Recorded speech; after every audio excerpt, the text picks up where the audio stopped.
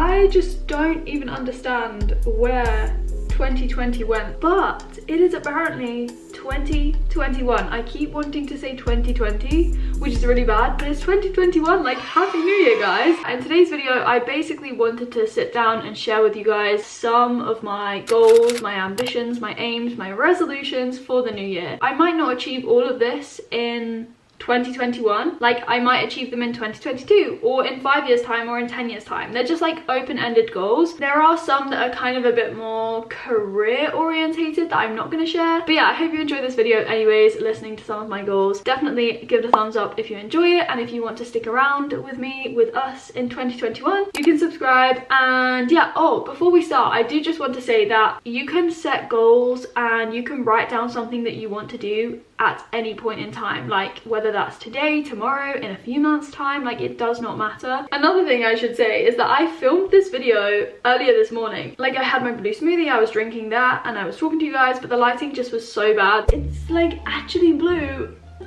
This is how I'm starting 2021. But yeah, without me waffling too much, here are 21 goals for 2021. So my first goal is basically gonna sound quite contradictory, because you're gonna be like, Holly, why are you even setting goals if this is like the first thing I'm talking about? These are actually in no particular order, but we're gonna start with the fact that this year in 2021, I'm kind of going into it with low expectations. I'm not going to put any pressure on myself to be a certain person or to be in a set place or to do a certain thing by a set time. Like, I just kind of want to go with the flow. And this has basically been born out of 2020 itself, because sometimes there are external factors that you literally cannot control. And so sometimes your plans do have to change. You have to be a bit more spontaneous, a bit flexible. Even though I am setting these goals, as I said, yes, I'm not putting pressure on myself to do any of them by a set time. They're open-ended. My next goal, number 2, is to get back into dance, or just to start dancing again, like pick it back up as a hobby, because I really miss it. Yes, when I dance in vlogs and I do like the WAP dance for TikTok or whatever, it's a bit of a joke, but genuinely I just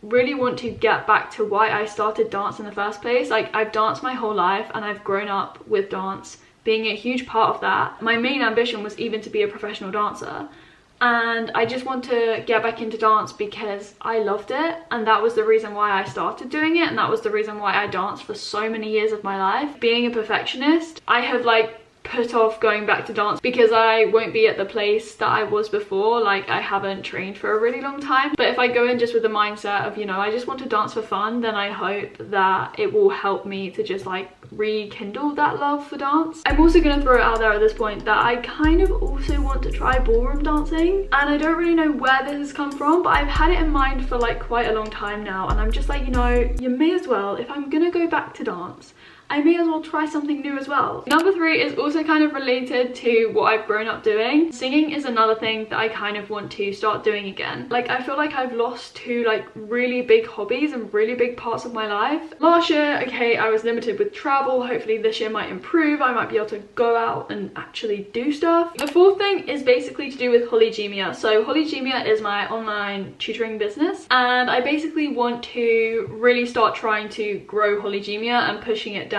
new avenues, because I really do have big goals. At the moment, we help people with subject tutoring in 7 subjects, and then we also help people with applications to university and college and stuff like that. If you yourself want to get help with like your studies this year, the link is always in the description box, so you can check it out if you want to. Number 5, I really like number 5, but it also really kind of scares me, even though it's something that should not be scary at all. But basically, I want to be more creative with my style and the clothes that I wear. And I mean, I say this sitting here now in this jumper that I wear all the time, but hear me out on this one. I really do want to start being more adventurous and stepping outside the box with what I wear. The problem is I just judge myself way too much. Before I even put something on, I say to myself that I'm not going to look good in it, so I don't even try. And that's not a very good mindset to have, but I do have this mental block with like clothes, so I just stick to what I know and what I'm used to. I feel like my wardrobe is quite limited at the moment, and so if I do get new clothes, I am going to get the majority, like 95%, from like ethical, sustainable brands and businesses. Number 6 is I want to kind of ignite my inner confidence again.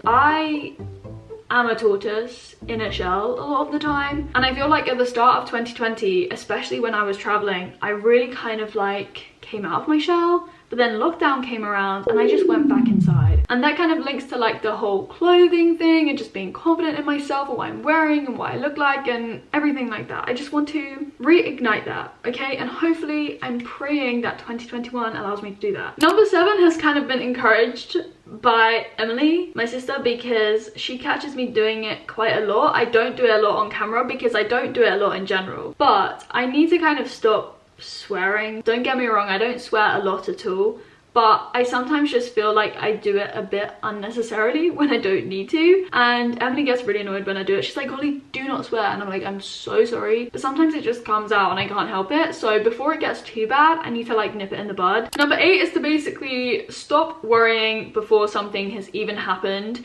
And you know, like as the saying goes, you just suffer twice, so you may as well just not worry before it happens and only worry if there is an actual problem. Like, I am such a worrier. I create the most extreme situations, ideas in my head that are probably never going to happen anyway. I just need to be mindful of what I'm worrying about, and I need to think rationally about whether it's sensible to be worrying about something that hasn't actually happened. And that is like 95% of the things I worry about, probably. Number 9 is to basically make at least one aspect of my life more sustainable. As you guys know, I am vegan. I have been vegan for over 4 years now, and I'm vegan first and foremost for like the environment and for the animals, but I always do feel like there is something else I can do. Like, I can always do more. I really want to think seriously about cutting down on plastic. I think I just feel like I need to have a better strategy, or we as a family need to have a better strategy. If you yourself want to be like more environmentally conscious and sustainable, I would definitely say like eat more plants. I'm never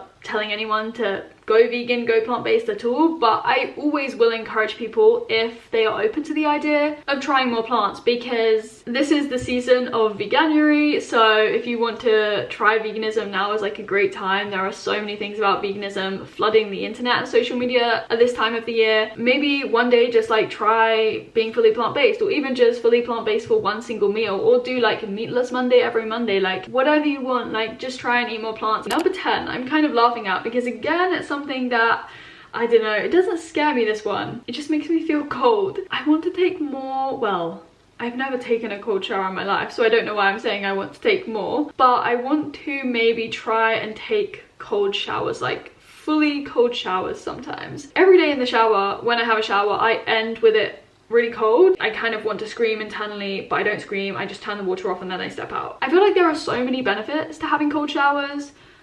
Right now I can't think of any of the benefits, but I know a lot of people rave about cold showers and I want to kind of try it. It's also good for the environment as well. Like, it will save energy and save water if I have like a 5-minute cold shower, because I don't want to spend any longer in the cold. I'm gonna do some research and try and convince myself that it's worth having cold showers. Number 11 is something I am so excited about, and again, I'm just praying that I can actually do this, but I want to resume Holly Goes Solo. So Holly Goes Solo is the series I created on my channel for me basically going solo traveling. I fell in love with Australia when I went there, yes, but I also fell in love with traveling and backpacking. I'm pretty certain about where I will be going, so yeah. Holly Goes Solo will return and it will be even better than before. Like, oh my gosh, I am so excited. Feel free to comment down below where you think I might be going, but I'm pretty sure the destination is confirmed at this point. Number 12 is related to the idea of traveling, but I basically want to go scuba diving again and hopefully get my like advanced PADI. So I got my open water when I was in Australia. I was gonna actually do my advanced PADI when I was in Byron Bay quite spontaneously, but for quite a few reasons it didn't actually go ahead. I genuinely hated the sea and boats before I went to Australia, and I came back loving it. The idea of having flippers and being in a wetsuit and with the goggles and with the fish, and oh,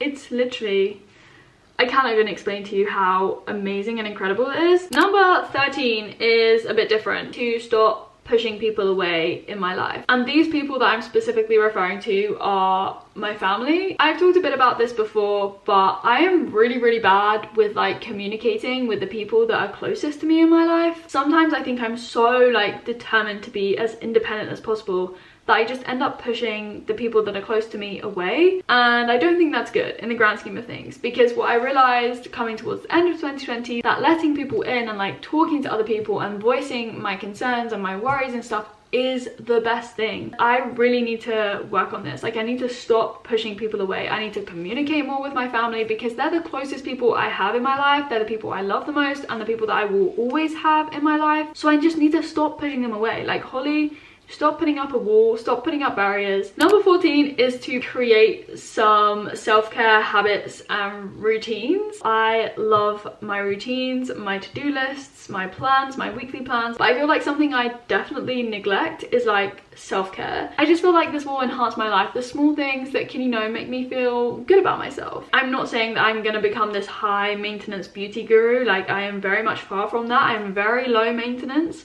and I like it that way, but I feel like a bit of self-care every now and then can't do any harm, right? Number 15 is to basically participate in an official kind of running race or just a running event. And this was something I was so close to doing when I got home from traveling. I was so close to entering into a half marathon, but I never did it because races were basically cancelled. I mean, I'd love to do a half marathon. That would be like the big goal, and then work towards a marathon one year. But even if it's just like a 5k park run, to have like participated in a running event with other people, I will be very, very happy about. I can be really competitive, and I know I will be really competitive, but I want to do it and go into it with the mindset that, you know, I just want to do this, to do something different and to try it and to have fun. Number 16 is to keep reading. Last year I basically did more reading than I've ever done in my whole entire life, and I have genuinely loved it. I never realized how therapeutic it can be, because you just forget about everything else and you just take your mind to this creative space and you kind of just drift.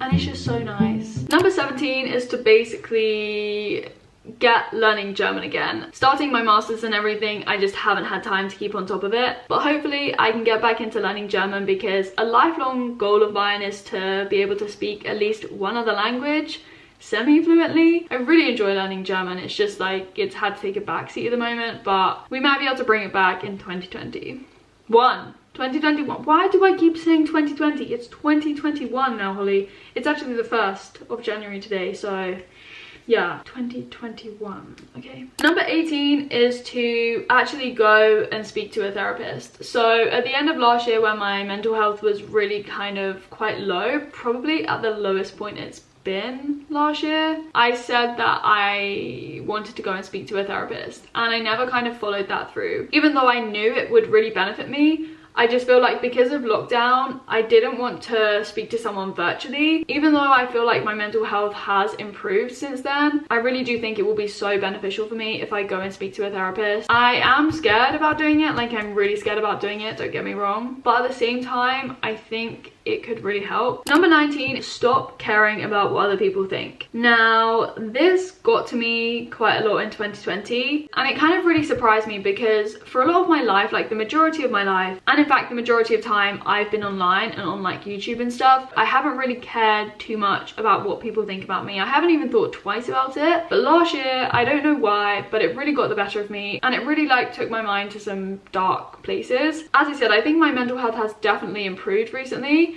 and I've been able to stop kind of thinking in that way, but I just need to stop caring for good. Like, I need to go back to where I was. It is not worth it. Like, it should be the least of your worries, caring about what other people think. And I knew it had gotten really bad when I was worrying about even what my family thought of me. Number 20 is to understand and learn a bit more about money and finances. I'm gonna take some online courses, I'm gonna spend some time doing research and really learn about money and finances. That brings me to number 21. I feel like this is a really hard one for me, because I feel like it's a resolution I've set quite a few years in a row, but I need to like stop giving members of my family the cold shoulder for an unnecessarily long period of time. Don't get me wrong, I am definitely not someone to like hold grudges or not forgive people within reason sort of thing. Like, I always get over things, but it takes me a really long time sometimes to get over things. For example, recently, this is very recent, Dad said something to me that I thought was really quite insensitive, and I basically then